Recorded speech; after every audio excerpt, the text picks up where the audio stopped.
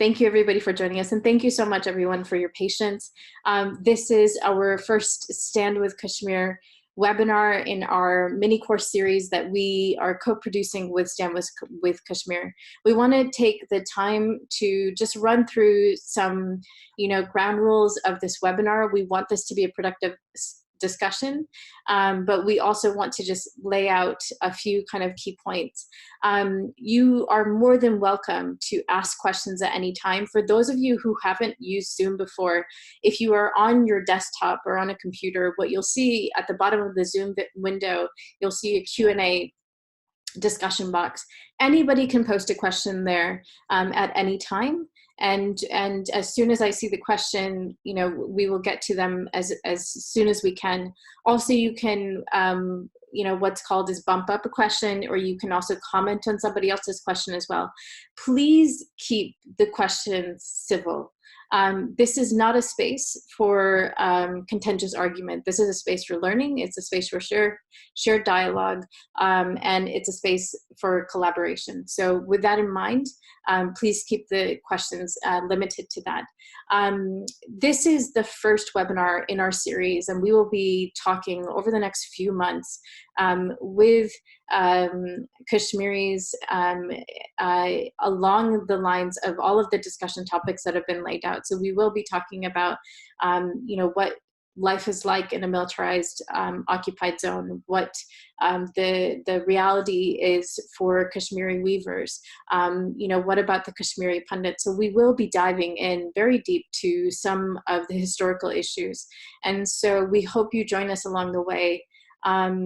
With that being said, I do want to take the time to thank Huma and Hafsa for joining us. Before we really jump into the questions, I would like for you both to introduce yourself. And Huma, I want to just say a special shout out and thank you to you for joining us so early in the morning. Thank you for committing to this and joining. So with that, Huma, can you please introduce yourself? Okay, so my name is Huma Dar. And Dar, of course, is a screaming out sign that I'm a Kashmiri. And I was born in exile in Pakistan because my parents were exiled from Kashmir, especially my dad, who was 24 years old when in 1948 they were left with no option but to kind of walk barefoot. And they were made to leave their homes in Srinagar. And I teach critical studies, philosophy, gender and women studies, ethnic studies, and South Asian studies, and film studies. So a huge bag of things because I had an interdisciplinary graduate program. And I've been in the US for about almost 29 years. And I've lived in India for a little bit while doing my field work for my PhD. And yeah, it's not just a matter of my own family history, but it's an intellectual, political passion of mine to work for social. All my scholarship is centered on on social justice, and teaching for me is a part of my activism. And thank you so much for enabling this. I'm so honored to be one of the first people to do these webinars with you, and especially with Hafsa. Thank you. Absolutely. Thank you so much, Huma. And I've just forgotten as well that I didn't introduce myself. So I'm going to quickly do that and then turn it over to you, Hafsa. So my name is Uma Mishra Newberry. I'm the Executive Director for Women's March Global, and we are really proud to be supporting Stand with Kashmir and all of the organizing efforts of Hafsa and her team. So with that being said, Hafsa, can you please introduce yourself? Sure. So my name is Hafsa Kanjwal. I'm an assistant professor of South Asian history at Layfette College. And I'm also of Kashmiri descent. I was born in Srinagar in Indian occupied Kashmir. I lived there for a little part of my childhood. And then during the early years of the armed rebellion, my family moved initially to Saudi Arabia and then to the US. So I've been here for most of my life. So I'm part of the broader Kashmiri diaspora. But in addition to that, I also did my PhD on Kashmiri history at the University of Michigan, where I focused on state building and state formation in post-partition Kashmir. And I teach courses on South Asian history, on partition, and hoping to work on my book on Kashmir at the moment. Thank you so much, Hafsa. For those of you who are just joining us, because I've seen a few people log in, this is just a reminder, you feel free to ask any questions. There will be time for Q&A at the end, so please type your questions in the Q&A box or in the Zoom chat, and we will get to them. Hafsa, I want to start with you, and forgive me, Hafsa and Huma, I'm kind of reorganizing the questions a little bit.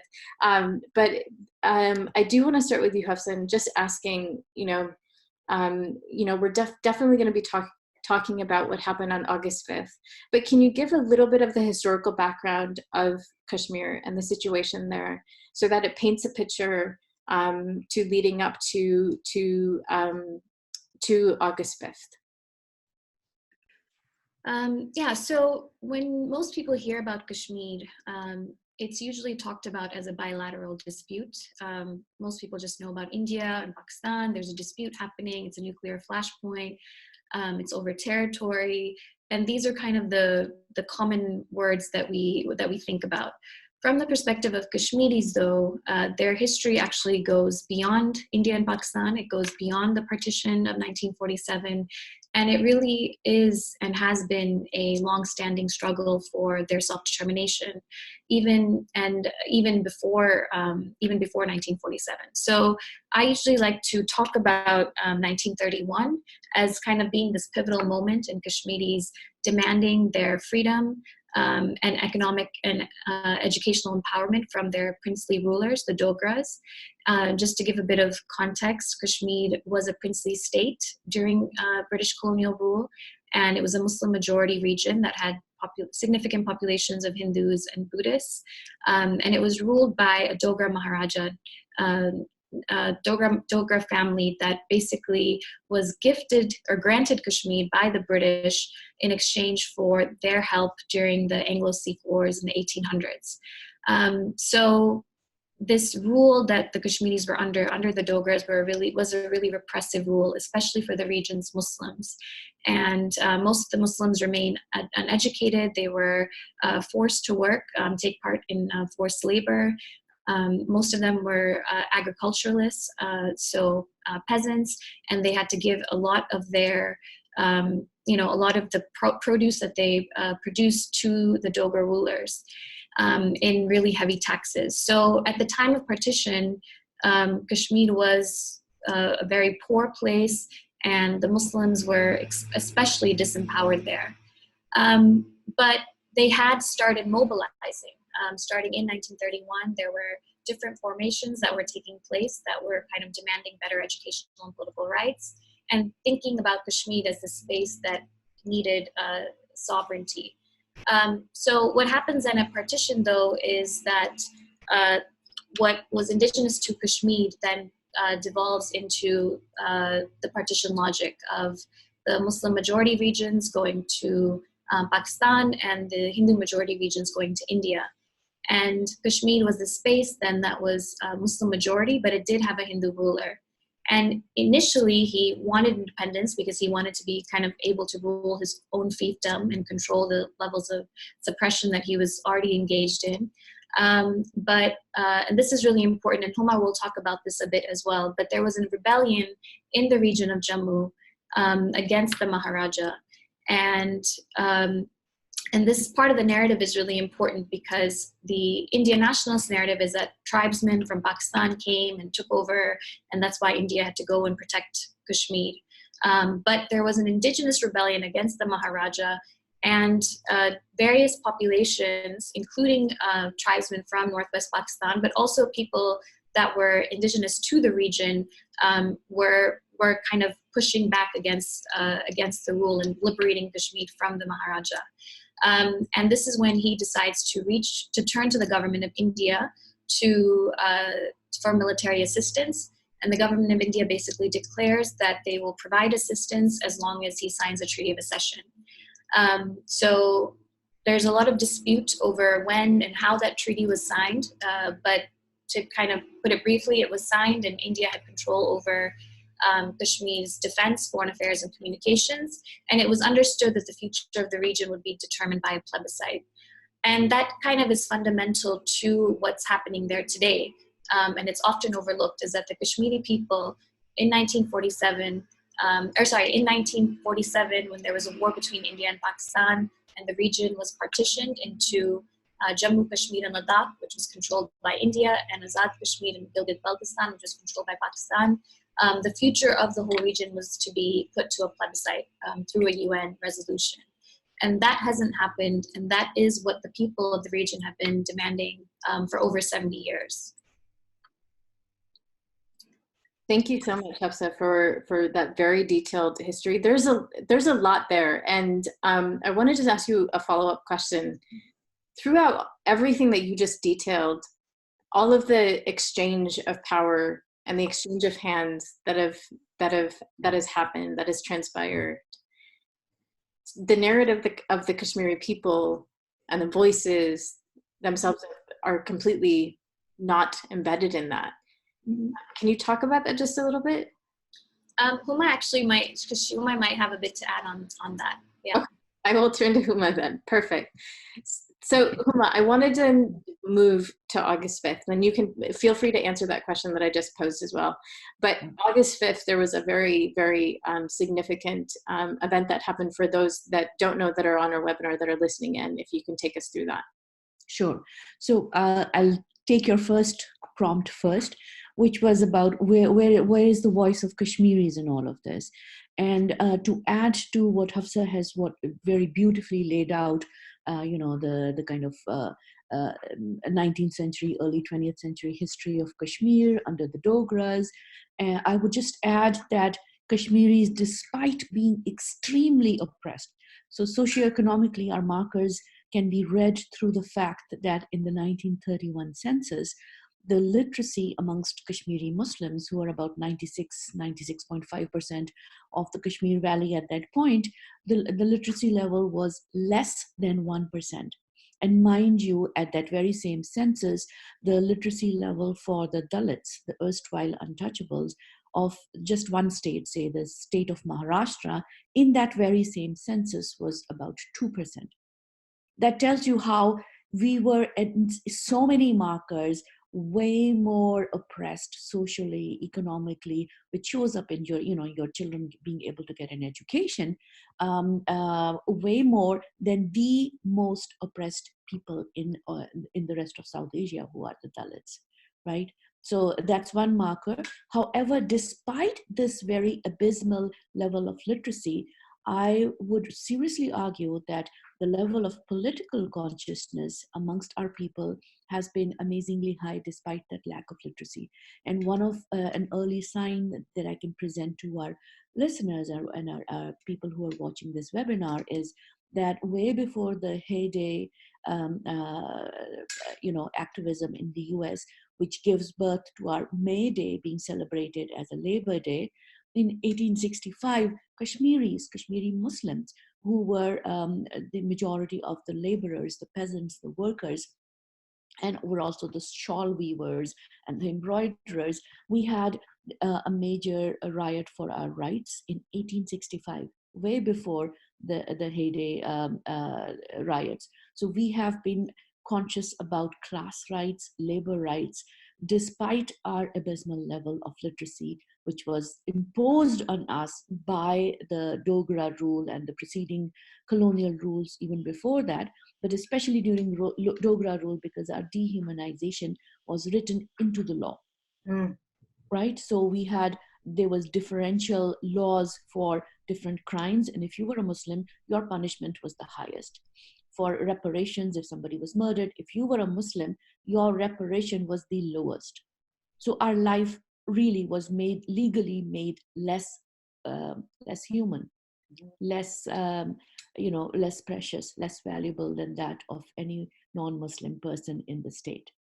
So with that context, the 1931, the Martyrs' Day that we celebrate, is immense. And so our politics were different from the rest of South Asia. We had a movement called Quit Kashmir movement, which was an anti-monarchical movement. We were trying to get rid of a very draconian authoritarian monarchy, and whereas the rest of India was fighting against the British imperialism, right? Because we had a different history. We had our different oppressors.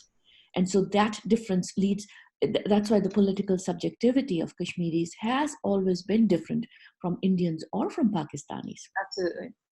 So and even to put us into that bag of partition, oh, this is a residue of the partition violence or partition narratives, really does us a disservice, because it ignores our indigenous movements for independence, for more rights, for against class, for social equality that preceded the social that rise of that kind of social consciousness within India or Pakistan. So talk about what happened August 5th then. So August 5th, even leading up to August 5th, there was an introduction of, flooding of boots on ground. So more Indian soldiers were brought into Jammu and Kashmir, and especially into Kashmir, up to that. And we don't know the exact number so far. There has not been an official confession of the exact number, but the estimate goes from the 30,000 to 180,000. And mind you, this adds to the pre-existing more than 700,000 people who were in our territory, in our land, in our country. And we were already the most militarized occupation on the world, much more than Iraq, much more than Afghanistan, much more than Syria or Palestine. Kashmir, Indian occupied Kashmir, has been the most militarized territory in the entire globe. And to add another anywhere from 30 to 180,000 people were panicking. And I know Hafsa will, you, all our relatives, all our friends were absolutely panic struck. Something big is about to happen. Something really crazy is about to happen. Just to clarify, Huma, when you say 100,000 people were added, the people you're referring to are troops. Troops, yep, yeah. Absolutely. Indian troops were added to an already the highest number of troops on ground in any part of the world. So they made an already the most militarized occupation even more militarized. That is the context.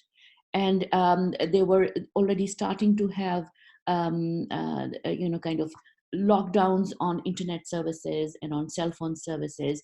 And even a day before 5th, on 4th, on Sunday, internet was actually locked down on the 4th. Am I right, Hafsa? We couldn't and telephone and landlines, everything was cut off.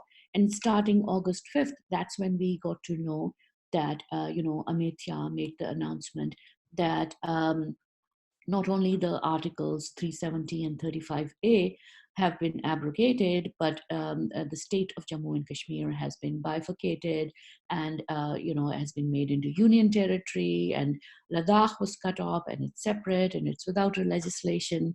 And Jammu and Kashmir, the two parts of the larger state, were made directly under Delhi, under our colonizers, as union territory with a very limited legislation.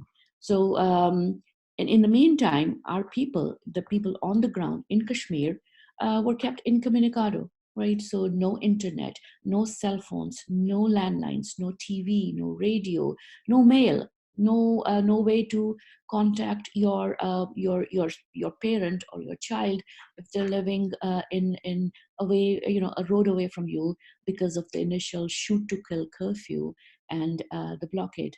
So it's that kind of unheard of, unprecedented clampdown that this what I consider very it's not just dictatorial, it's almost monarchical. This like unilateral decision about our lives, our futures, was made by India that has otherwise pretensions to being a democracy.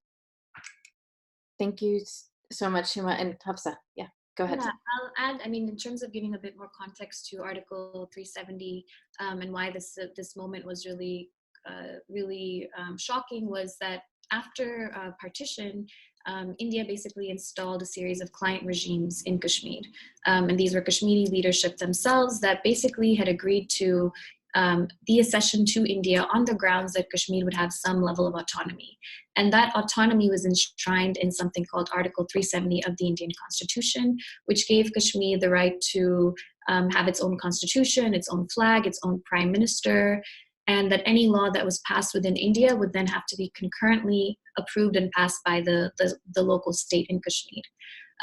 But over time, for the past 70 years, that autonomy has been completely eroded.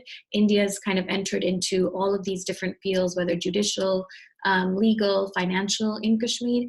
But at least it was, the special status that existed in the constitution.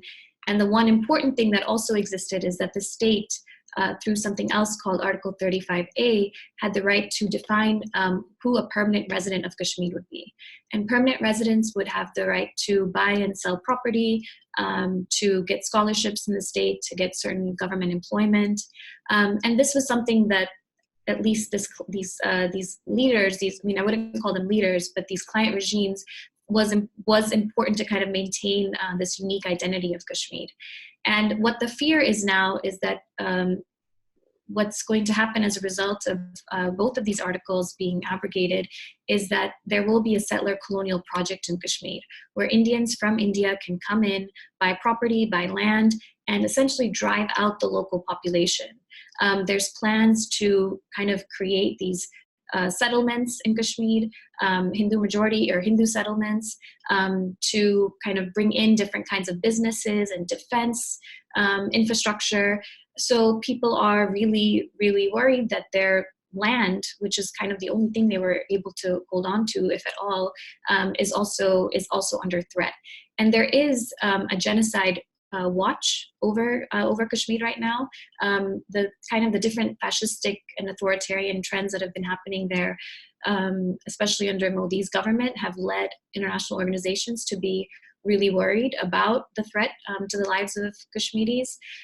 So this is a really, really critical moment right now that we're in. Thank you so much, Hafsa, for that clarification, and also just the history, especially on the two articles that you mentioned.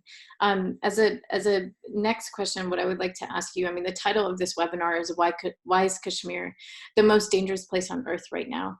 Can you give our listeners an understanding in terms of the militarization? As Huma mentioned, Kashmir is the most militarized place right now on earth.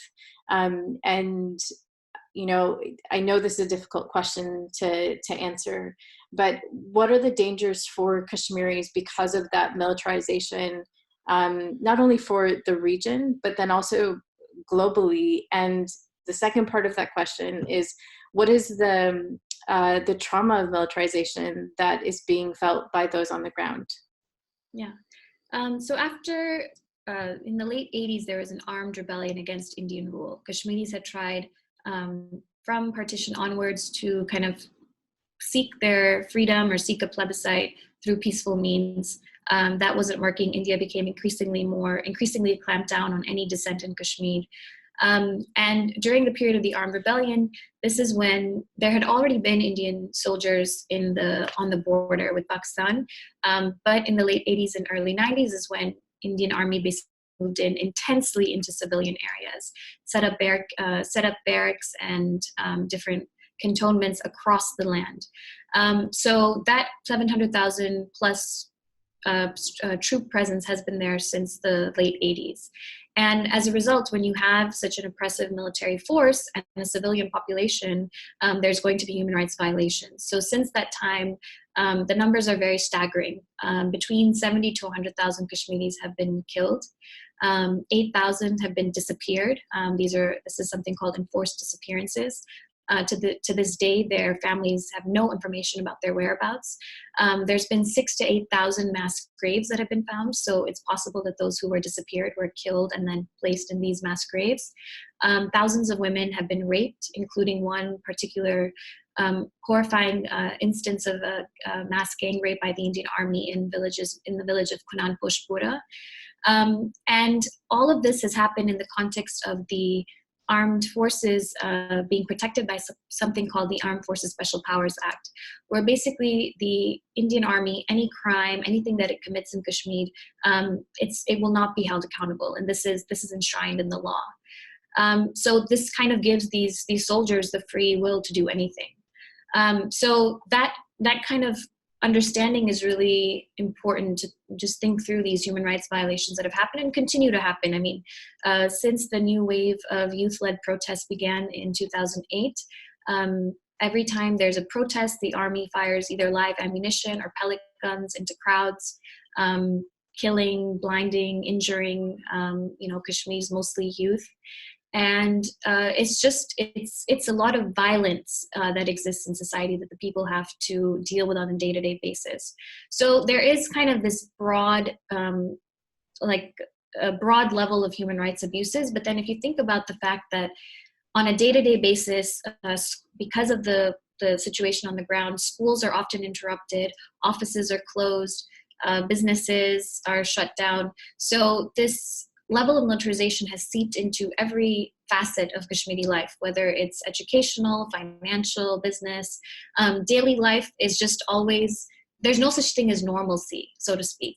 Kashmiris just constantly live in a limbo where each day is an unknown. You don't know when someone could be killed. You don't know where there could be a protest.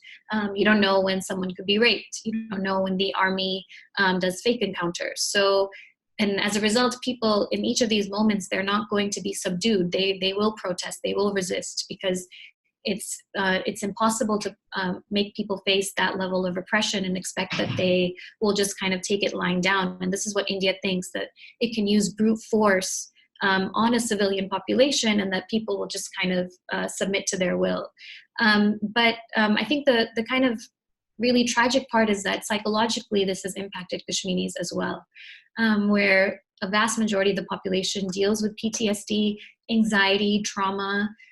When I get messages from my friends in Kashmir when there's, things are happening, or even right before the period that Huma was talking about, when people were so frantic, I'm going back and looking at these messages, and it's anxiety, it's PTSD. My friends are telling me, I'm so scared, I can't sleep, my heart is beating really fast, I don't know what's going to happen.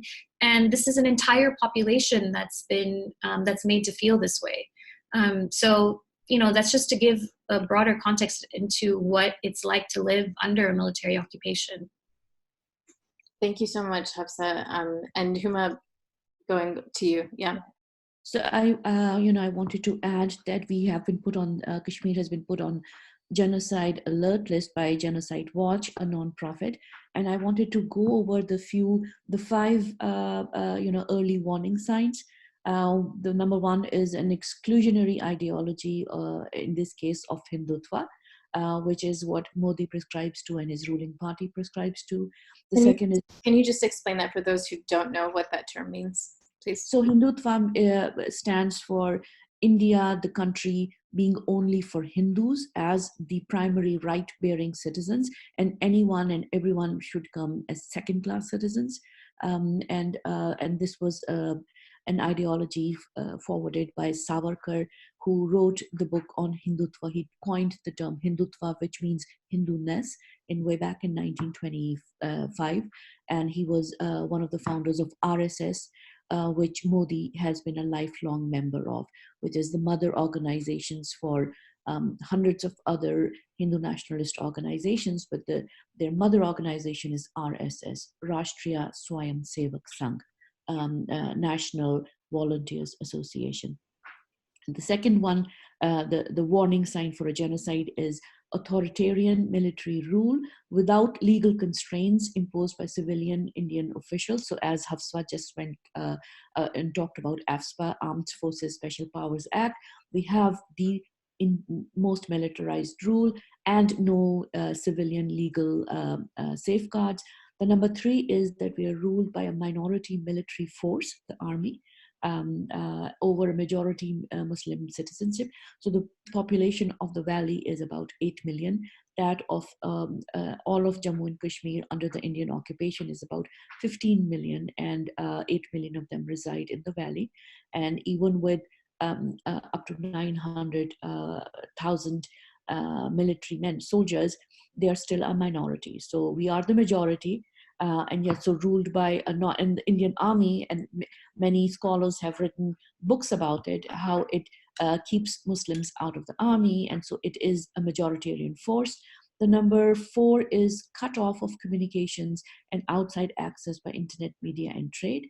And ironically, this was one of the only 3 fields that Kashmir under the last Dogra Raja acceded to India. The first one was communication, then foreign affairs, and then defense. And we are seeing how the one thing that we did accede to India, what brilliant communication they are providing our people 72 years later. The number 5 warning sign for genocide is widespread violations of basic human rights, torture, rape, a 2-year arbitrary preemptive detentions under PSA, Public Security Act, which is also, by the way, one of the same law that Farooq Abdullah, a collaborator with the Indian regimes, we are now told that he has been slapped with PSA, which is considered very draconian law, and Amnesty International called it the lawless law, which is a remnant from colonial rule for Defense of India Act, enacted by the British, precisely to keep the Indian freedom movement down. So that tells you about even the colonial precursors, the colonial antecedents of the legal structure that Kashmiris struggle against. But we and many other scholars and activists have argued that although we have been put on the genocide alert, we have been undergoing an ongoing incremental genocide since 1947. And initially, it had a jump start. It wasn't an incremental genocide at that point. It was a full blast genocide when the entire population of Jammu and Kashmir, that which was later under Indian control and that which was later under Pakistani control. So before it was partitioned off in 1947, our entire population was approximated to be about 4 million. And in 1947 to 48, 1.6 million Muslims were ethnically cleansed, mostly from the part that is Jammu under Indian control, but also from the Kashmir Valley. And my family was living in Kashmir Valley, and we were part of that genocide. So 1.6 million people is more than 33% of the population of the entire Jammu and Kashmir state. It cannot be brushed under the rug of partition violence, because even given the proportion of the people who were ethnically cleansed, it is overwhelmingly disproportionately high, and it was state engineered. This is an ethnic cleansing where up to 500,000, 0.6 million Muslims were massacred, and up to 1 million people were forcibly exiled. And not just the last Hindu Dogra Raja Hari Singh, but also Patel, who was the Home Minister of a newly independent India in 1947. He asked the adjacent rulers, the adjacent principalities that were later merged into India, for example, the state of Patiala, to send their standing armies to Jammu and Kashmir to annihilate Muslims.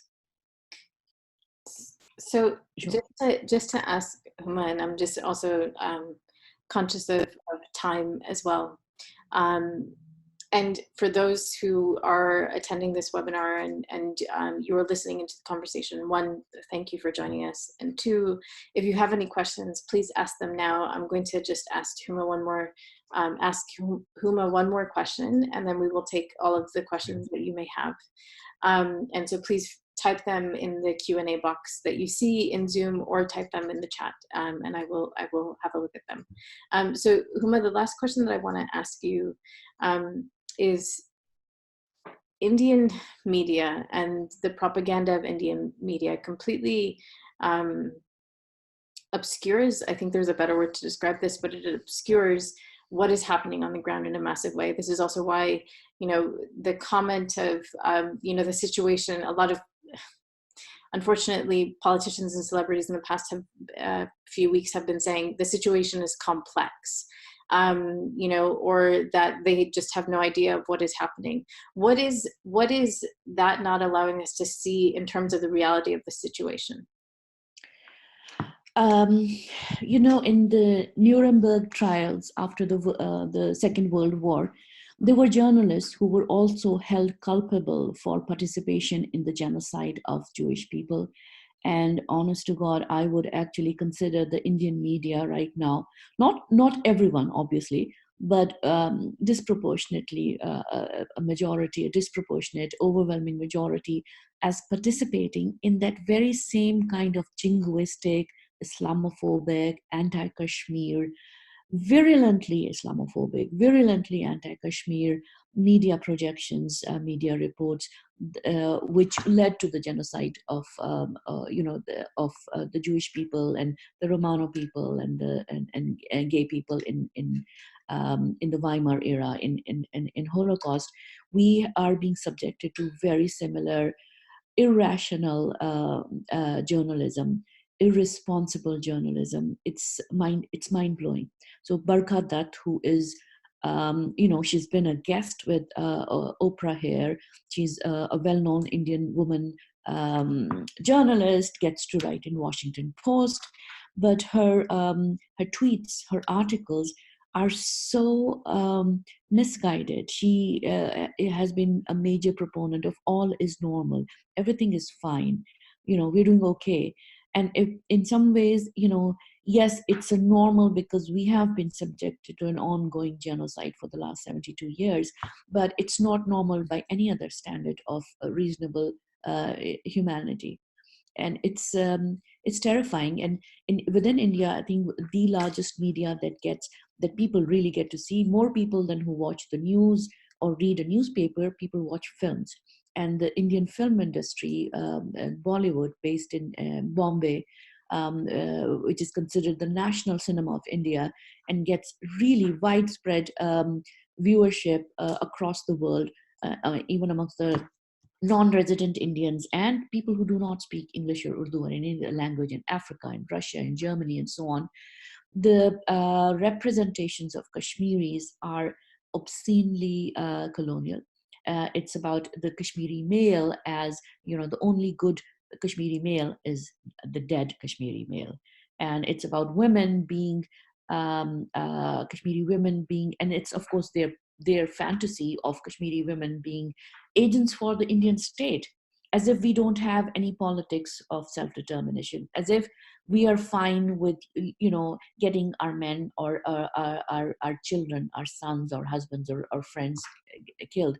It's a similar mentality to how the US went into Afghanistan with the so-called agenda of saving the Afghan women. So Indian media has this very much saving the Kashmiri Muslim woman from the Kashmiri man kind of representation, writ large, not just in their journalism, but also in their films.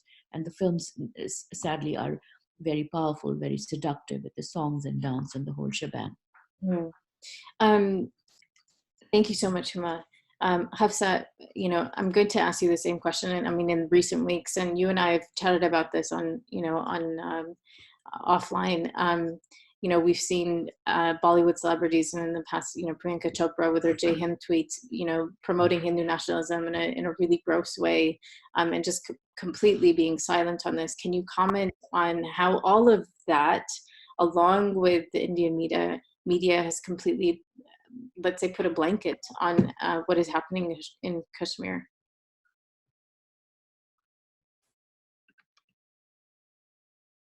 Okay. I think Hafsa is muted. Am I still muted? No, you're good. You're good.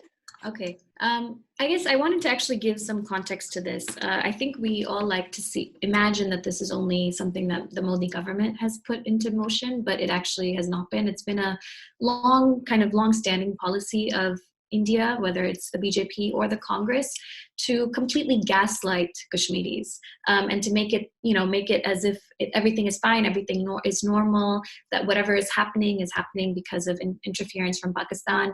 And this has been kind of a long-standing narrative when it comes to Kashmir. So even when that Kunan Pushpura mass rape that I talked about earlier happened, this was the Congress government, the Press Council of India, different institutions within India saying that those women were lying. And this is now, that kind of gives you a sense of the extent of denial that like broadly the Indian government, but also civil society is involved in. Just 2 years ago, or last year in June 2018, the UN had a report out on the different human rights violations that were happening in Indian, but also Pakistan controlled Kashmir. And the government basically denied it and said that it was motivated, it was fallacious. And the reporter that Huma was mentioning earlier, Barkadat, said that this UN report was airy-fairy, right? So on all levels of the Indian state, the media, civil society, you have total denial and a politics of propaganda where everything is blamed on Pakistan. And anytime anyone mentions Kashmir, even Malala, who just mentioned Kashmir recently, was basically everything, all the kind of virulent fervor that was coming from the other side was that, oh, why don't you talk about Pakistan? So it's as if you cannot talk about Kashmir without kind of doing this weird subject thing where you're also, you know, talking about Pakistan and insulting Pakistan. And these are just all tactics. I mean, this has been a tactic to like distracting mechanisms. I mean, even the way that the Modi-led government is engaging on the question of Kashmir is to really distract from some of the real economic issues, the neoliberal policies that are not actually benefiting the average Indian on the ground, the state of religious minorities in India, the state of social minorities, the Dalits. And they're all, I mean, this is all being used, Kashmir is kind of being used as one measure to rile up this nationalistic fervor, and it will go on beyond that. I mean, already we saw what happened in Assam, where 1.9 million people were made stateless, and just overnight. So it's really horrifying, and I think people need to understand that, you know, Kashmir allows you to serve as a lens into what else is happening in India and will happen. But this has been happening in Kashmir for a long time. I want to thank both of you for your time and your presence in this discussion. You know, the history that both of you have and the insight on this issue is incredibly important. I don't see any questions. There's a couple of comments within the Q&As just in terms of Hindutva and it being an upper caste ideology and excluding lower caste Dalits and other religious minorities, absolutely. But if you do have questions, please, you can email me and I'm happy to forward the questions. We just got another one question in. Has there been any solidarity actions between Assam and Kashmir?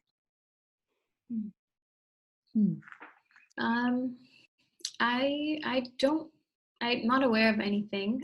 There might be happening in the diaspora. I mean, I know that Kashmiris, because so much of Kashmir itself has been silenced, there has been engagement in the diaspora, and we are, you know, talking and working with Indian Muslim minorities to talk about the rise of fascism and authoritarianism in India. But specifically with Assamese groups, I'm not sure if that's taken place. Yeah, and I think we have to keep in mind the intense scrutiny on these two groups of people, Kashmiris and Assamese Muslims, that even, I mean, at this point, for example, communication, they can't even communicate. So any alliances between them, any solidarities between them are severely disabled, handicapped by this lack of proper channels of communication, as well as by the surveillance. At any given point, there are more than 60 spy agencies working in a very small population of Jammu and Kashmir, Indian spying agencies. So every Kashmiri, this is part of the pathology of colonialism, that living on the ground, we're extremely aware of surveillance. Who can we trust? Who can we not trust? But having said that, there are alliances that have formed between Dalits and Kashmiris, between all of those larger, those 7 states. They're called the 7 northeastern state of India, but I personally do not like to call them the Northeast because it still puts India at the center of it. So Assam, Mizoram, Nagaland, Manipur, they do have an there has been greater interest in getting to know what has been happening in Kashmir, and how to, and what kind of resistance movements are running on the ground, and how to increase political consciousness. So, and strangely enough, a lot of it through Facebook.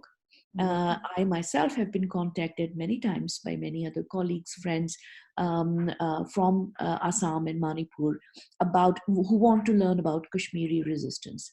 So I think these are positive signs. I will also add that a lot of the solidarity right now has actually been coming from Punjab, from Sikh groups in Punjab. And Sikh groups have always kind of shown their solidarity to Kashmiris, even in February when a lot of Kashmiri students were targeted in the aftermath of the Pulwama attacks. It was the Sikh groups that were helping them get aid and make sure that they had a place to stay so that they wouldn't get attacked by these right-wing mobs. So, and there's been protests in Punjab in the past couple of days, farmers and different workers and union groups that have been protesting and actually demanding the right to self-determination. And I think there's a lot of solidarity, and kind of some level of a shared experience between Sikhs and Kashmiri Muslims in particular, because the Indian state has also been repressive towards Sikhs. One final question from Nisha. What is the price the minorities of Kashmir have had to pay as a result of this self-determination movement? Okay. Hafsa, you want to go, or do you want me to go? So we will be talking about the Kashmiri Pandit question in a couple of weeks. But all that to say, all communities in Kashmir have had to suffer. There was the forced exile of the Kashmiri Pandit community, and as Huma mentioned, there was also the Jammu Muslims that had to, that were sent to exile, and many that were killed in 1947 itself. And the vision of Kashmir needs to be one that is inclusive of all groups, of all people, of all religions and backgrounds. And that is one I think that both Huma and I completely aspire to. But we also need to understand that the logics of the colonial state work as such that they intentionally create divides between communities and try to get communities on the ground to work against each other. So self-determination cannot come at the cost of interreligious understanding and reconciliation, but we also need to understand that there's a huge, massive lobby and ideological project that's put in place to divide communities. Exactly. Divide and conquer has been a very primary tool of all kinds of colonialisms all over the world. So this is not new. And I think also older histories of class struggle, of anti-caste struggle, all of these gender struggles for more equitable sexualities are always part of every resistance movement wherever it happens. These are, subsidiary and connected struggles that happen at the same time. Some of them have larger, longer histories. Some of them are newer, but these always happen. And all of the joint resistance leaders, every Kashmiri Muslim, every Kashmiri I have ever known, met, virtually or in real life, we are all eager to have the Kashmiri Pandits back in Kashmir. And the request to the Indian state for an serious inquiry and interrogation of why the Pandits even left in the first place. How did they leave? How was that forced exile enabled in the dead of winter, which felt like almost overnight? Why did that happen? How did that happen overnight? How was it logistically carried out? These are requests that have been made by the leadership of the joint resistance over and over again, and the Indian state has never complied, has never carried out a single investigation into that exile. And as Hafsa says, there will be an entire webinar based on these issues later on. But just to give you, people to know that it's really important that we address it, but it's important that we actually address it from a place that's coming of compassion and not one that is seeking to, kind of recreate the logics of exclusion and undermining one group's sentiments over another's, but one that is actually creating a space where people can have this honest conversation. Absolutely. I want to thank you both for taking the time to be on this webinar, for sharing your wisdom, knowledge, and experiences, especially around this topic. For those of you who would like to follow Stand with Kashmir and what they are doing, we will put links in the newsletter that we will send to you all as a follow-up, and also some reading lists, just so you have some places to go where you can further inform yourselves about the situation. Please look for that probably tomorrow when we send it out. And then also stay tuned for the next webinars that we have coming up in this series that we are co-producing with Stand with Kashmir. Hafsa and Huma, thank you so much for taking the time. Thank you to everybody who has joined us, and thank you to those who will be watching this on Facebook or any other streaming site that we put this on. Thank you, everybody. Thank you so much for having me. Thank you so much, Uma, and for enabling this very useful conversation to take place. Thank you so much.